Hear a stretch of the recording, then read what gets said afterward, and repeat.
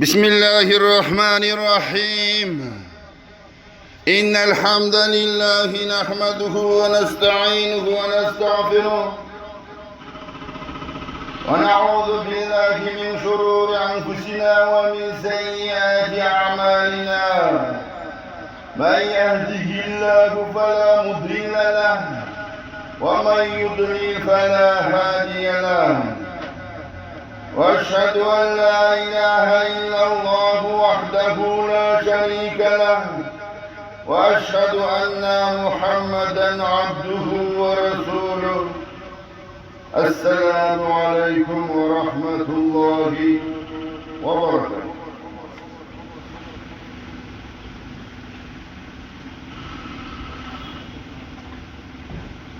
Hürmetli cemaat, bugünkü Cuma günü vaazımız ziket taqırında var. Eğer de Cuma'ya kelsek, telefonumuzda nemesi başka da bir smartphone içindeki her türlü prilajiye mail Kur'an olsun. Onu vakitsa koya turup, imamın sözüne kulak assanızlar, kulak salıp tındasanızlar, ıtkan bulasınlar. Bu sözü ben Kur'an'ı tömene tutturgan jokmun.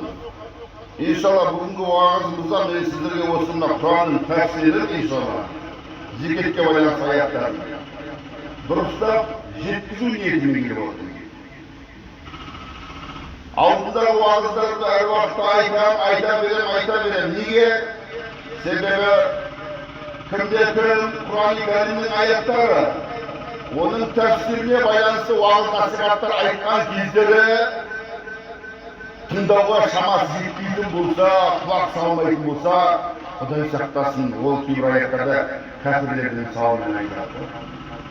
Нух алейхиссаламның Нух сүресіне байланысты аятта кәпірлердің сипаты сондай, оларға уағыз, дағуат айтып жатқан кездері құлақ салып тыңдамайды дейді. Мәңгі тірі Алла Тағаланың қияметке шейін қалатын Құран-ы Кәрімін сіздерге шын ықыласпенен, жүрегіменен ұстаздар, имамдар тірі тілмен айтып тұрған болса, тірі адам сияқты, тірі құлақпенен, тірі жүрекпенен тыңдай білсеңіздер ұтасыздар. Жоқ, тыңдамай, ой, мынау ұстаз кімет, мынау имам кімет деп тәкаппарлық қылсаңыздар, мен әр уақыт айтамын. Тәкаппарлық қыла беріңіздер.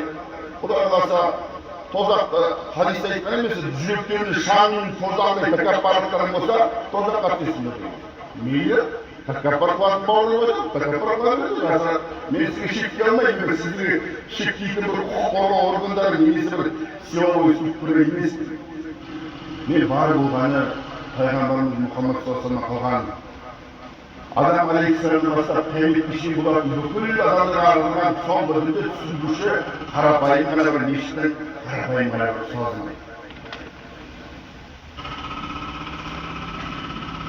Зекет деген сөздің өз мағынасын білесіздер, тазару деген. Тазару неге? Өзінің күнәнен тазару, малының ішіндегі әртүрлі күмән жолмен, шубха жолмен, лас жолмен деген әртүрлі лас жолдар тазару не үшін?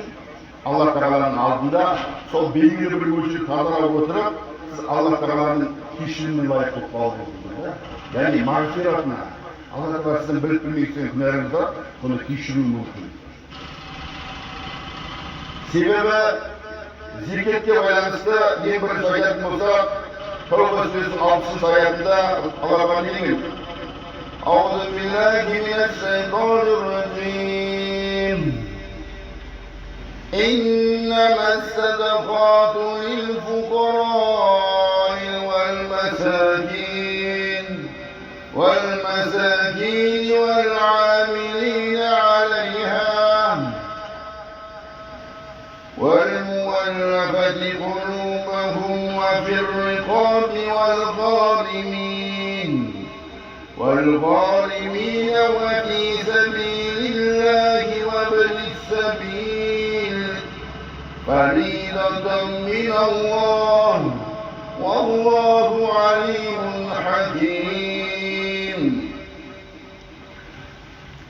Албетте айналымда садақалар жоқ жігіттерге, кедейлерге және оған зекетті жинауға қатысты жұмыс істеушілерге, жүректері бұрылатындарға, ислам дінін жаңа қабылдағандарға, қолдарды азат етуге, қарызы барларға, Алла жолына және жолда қалған жолаушыға.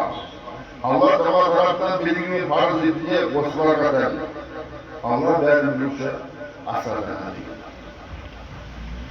Негізі бұл 8 түрлі адамның класы. Кедейлер, міскіндер, зекеттің жолында жұмыс істейтін амал қылушы кісілер, Алла жолында жүргендер, қарызға батқандар, және жүректер ислам дініне шақыру үшін басқа діндегі, басқа ұлттар адамдарға сол сияқты беріледі. Бұл бекерден бекерге Алла Тағала бұл 8 түрлі адамды айтқан жоқ. 8 түрлі адамды. Алла Тағала білесіздер, біздің бірлік жаратылысымызды, біздің қандай болатынымызды, тозақтық па, жәннеттік па, басқамыз ба, кімбіз ба, бәрін білгендіктен осы 8 түрлі классификация дейді ғой, негізі 8 түрлі топтың ішіне бәрін кіргізіп адамдардың ішіне. Біз зекет бар, бірақ аяқ бойынша садақат деп айтады қараңыз. Бірақ ғұламалар бұл садақат өзінің зекет деп көп бүкіл жумхур ғалымдар, негізгі бүкіл ғалымдардың бәрін зекет деп айтқан. Садақат бар, зекет бар. Айырмашылығы неде? Садақаның, қараңыз, садақа беру үшін кез келген адам бай болу шарт емес. Садақаны егер бергісі келген адам кез келген адамға бере аласыз. Ұлтына, жынысына, состояниесіне қарамай-ақ бере бересіз. Кез келген адамға тіпті хайуанаттарға да бере аласыз, мақлуқатқа. Ал зекет 8 түрлі адамға береді. Зекетті беру үшін ол жаңағы белгілі бір нысап мөлшері бар, жаңағы қойдың 40 қой, алтынның 85, және басқа осының бәрін шомасы толып, бір жыл өткеннен кейін барып беріледі. Енді біздер кейбір бауырларымыз айтуы мүмкін, негізі дінді дұрыс түсінбейтіндер жаңағы салық төлеп жатырмыз ғой, өйтіп жатырмыз ғой, бүйтіп жатырмыз ғой, басқа да мысалы бизнесмен болса, басқа болса, жоқ. Салық төлеу ол бір бөлек, зекет төлеу бөлек. Зекет бұл құлшылық қараңыз. Қазір намазда қалай тұрамыз, қалай құлшылық, сол сияқты зекет те сондай құлшылық. Сіз малыңызды бөлдіңіз, лайықты жеріне бердіңіз, Алла Тағаланың разылығын табасыз. Ал сіз салықты, ол енді басқа әңгіме. Зекет берудің мағынасы, зекет беру бұл адамдар арасындағы бірін-бірін байланыстыратын құрал да. Қандай құрал? Білесіздер, кез келген адам әркім әрекет етеді, әртүрлі амал істейді, кәсіп істейді, бірақ Алла Тағала нәсіп етпейді. Біреулер бар, Алланың қалауымен оп-оңай бай болатындар. Бірақ оп-оңай байитындар да бар. Өз еңбегімен байитындар да бар.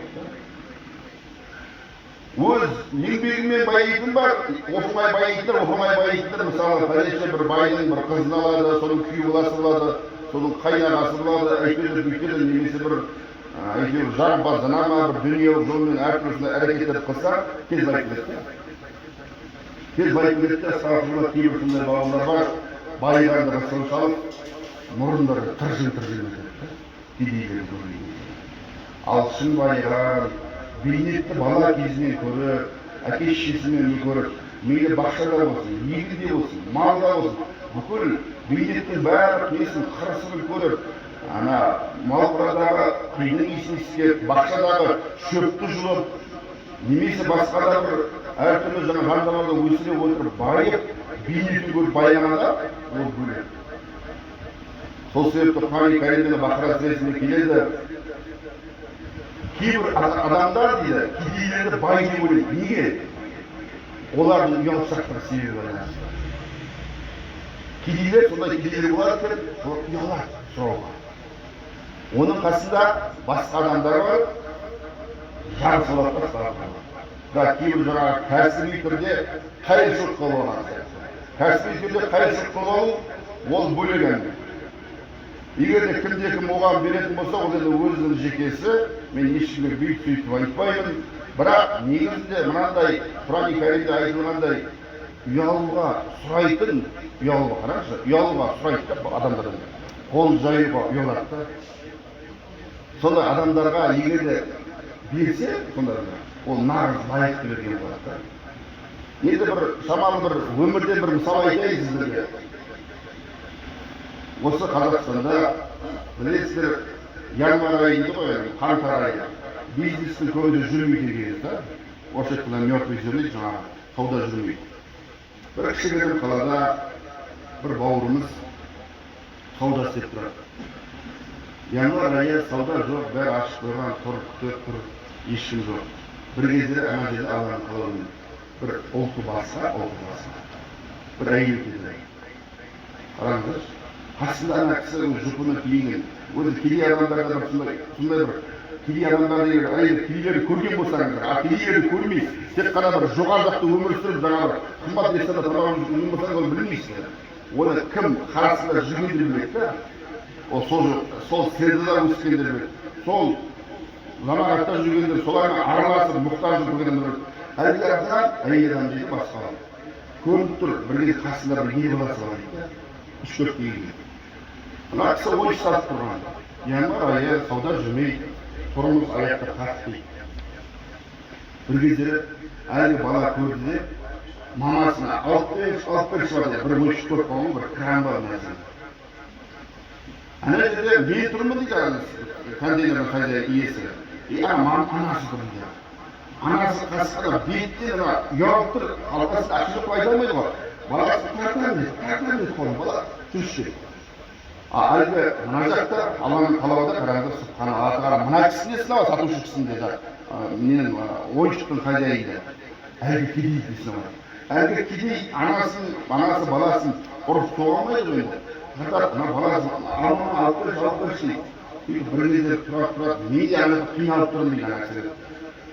Берейін десе, сауда жоқ, жардың ұстап қалды кейбіреулер жасыратын жоқ, жардилер көбірек келді қоғам. Байға жардилер көп. Жардысын шығарып тұр, жүректе күрес болып жатыр да, жүректе күрес болып жатыр. Берейін ба, итак сауда жоқ қой, бермейін ба, ана бала жарып тұр ғой, тұрым, бір кезде сүйіп барады дейді, осын бір жеңдім дейді да, нәпсісін қараңыз. Міне, нәпсімен күресіге осыдан басталады. Нәпсімен күрес отыр, нәпсімен күрес, сөз айта беру емес. Мылжыңдап сөз айту, ол былсыға сөз айта беру көп. Нәпсімен күрес, жоқ. Нәпсімен күрес, өзіндегі, жүрегіндегі сараңдығымен күрес деген. Өзіндегі тәкаппарлығымен күрес деген. Ұстаздар, имандар, уағыз еткенде жүрегінде тәкаппарлық болса, сол тәкаппарлығын жеңумен күрес деген. Егер сол тәкаппарлығын жеңе алмай, тәкаппар бола бересің, сарай бола бересің. Дұрыс, кете бер, дұрыс деген не? Енді өйткені Пайғамбар саллаллаху алейхи ва саллям айтқандай, сізден алдыңғы өткен қауымдардың халакатқа құрып кетуіне себепкер болғанда не деген кезде сараңдық деп айтқан да, жымуттық, шығып бермес, шығайбайды. Сөйтіп әлгі кісі шыдамайды, сосын бір кезде жеңіпті нәпсісі қарады, сараңдықты жеңді. Машалла Алла тағала ол кісі беріпті. Алдында балаға беремін, ата баланың қуанышын көрсеңіз дейді да. Енді ол әрине бір ойыншық кейбіреуге болуы мүмкін, ой, бір байлаған не, мен эскасы мәспен жүрмін ғой, мысалы да. Легі $10,000, $5,000 ойыншық алып, ондай емес мәселе. Мәселе ана өте қатты жаны жақпай, анасы да қиналып жүр, баласы да оның арманы да, өмірінің арманы. Мүмкін бала болашақта бір сол бала, мүмкін бір конструктор болады. Мүмкін сол мамандықтың мықты специалисті, sonra ойыншық көргенде көзіне жайнап, мәз болып, асырып кетіп барады, мамасы қасқа деген әлде. Бұл басынағы көп сүйе алмайды дейді да. Андай профессиональный қайсың? Профессиональный қайсы бар? Сыпын кетіп бар сатып. Әлгі рахмет кетті бар, басы амалсыз кетіп қалып дейді. Алланың құдіреті қараңыздар. Январь айының кезі сауда жүрмейтін болса да, сауда жүрмейтін болса. 2 айдың түсімі дейді, 45 мыңға әкеліп, 100 мыңға жақын ақша түспейді ғой. Әрине 100 мың ақша оны кейбір алматылық тұрғындарға, кейбір байларға ақша емес. Мен оны білемін. Кейбіреулерге ол сағаттық ақша емес. Бірақ ол қараңыздар, андай қарапайым ғана ауылда өскен, қарапайым ғана кішігірім қалада өмір сүріп үшін 100 мың өздері бір кішігірім миллионер болып қалды. Міне, өз нәпсіндегі